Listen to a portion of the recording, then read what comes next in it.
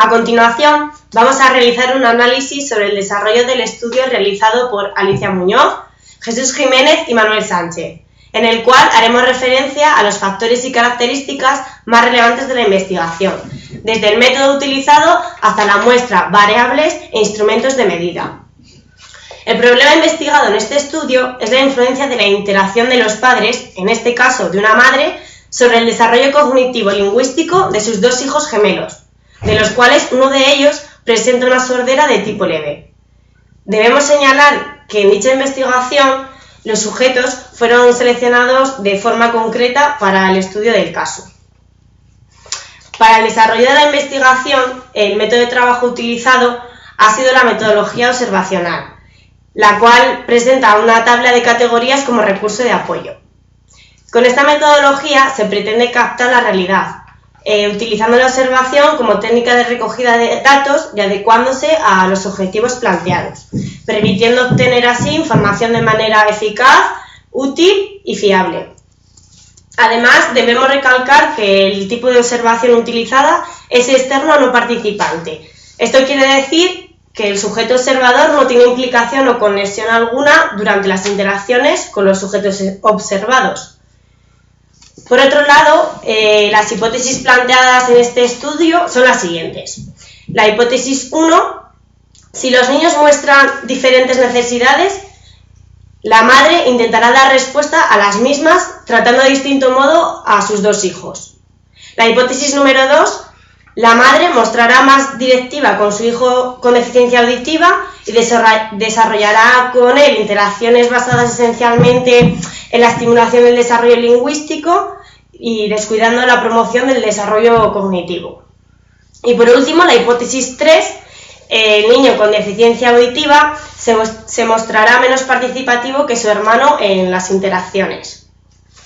A partir de estas hipótesis establecidas, se han definido tres variables diferentes.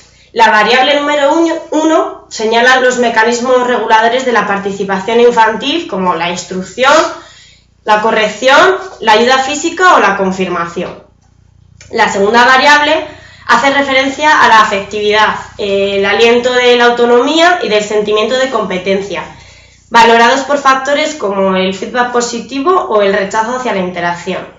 Y por último, la variable 3 atiende a las conductas maternas hacia ambos hijos, tanto hacia el niño sin deficiencia auditiva como hacia el niño con deficiencia auditiva.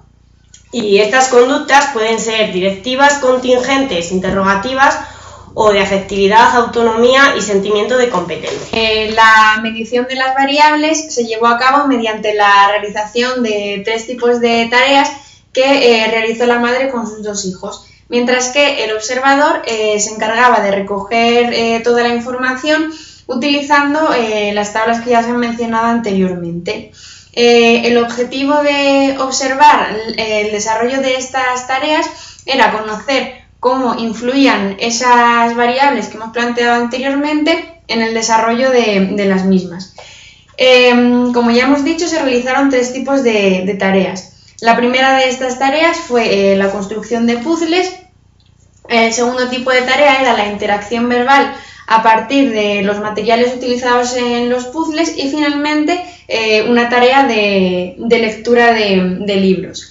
Estas tareas se realizaron a lo largo de 19 sesiones que se distribuyeron del siguiente modo. Se realizaron 8 sesiones diádicas, es decir, 4 sesiones de la madre con cada niño en las que se realizaban tareas de interacción verbal. 2 sesiones triádicas de puzzles, la madre con los dos hijos. 4 sesiones diádicas de lectura de libros, 2 con la madre con cada niño.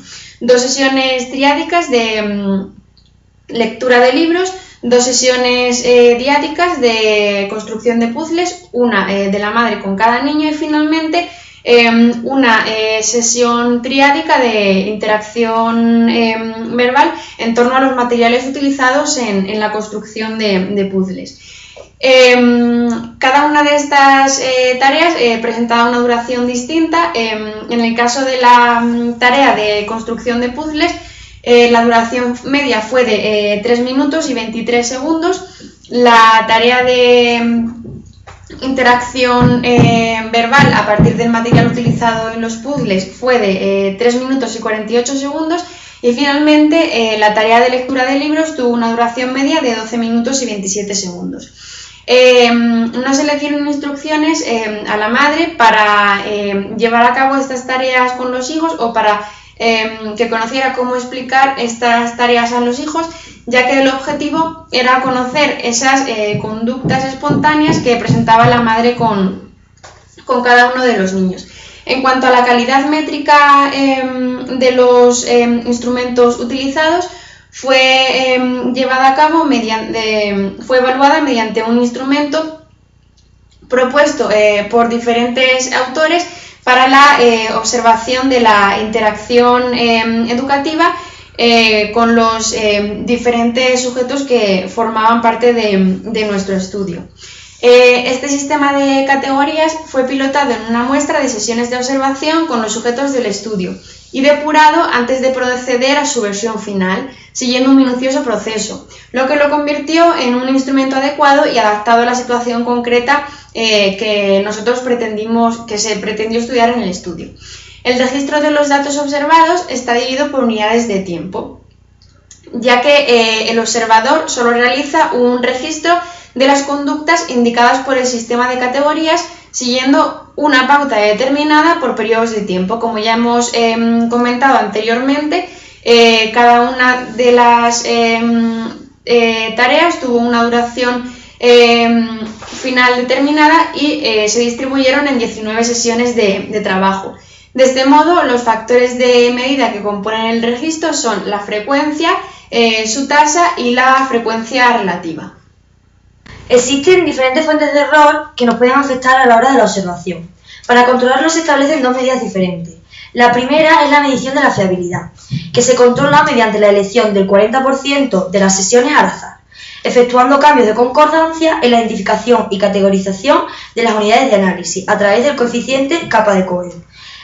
La segunda medida sería el sistema de categorías, que está elaborado mediante una serie de tablas de estadísticos descriptivos con el programa QSET y a través de contrastes estadísticos como chi cuadrado en el programa SPSS. Atendiendo a los tres ejes de diseño y análisis, podemos decir que se trata de una investigación de carácter confirmatorio, ya que partimos de una serie de hipótesis que posteriormente serán confirmadas o no.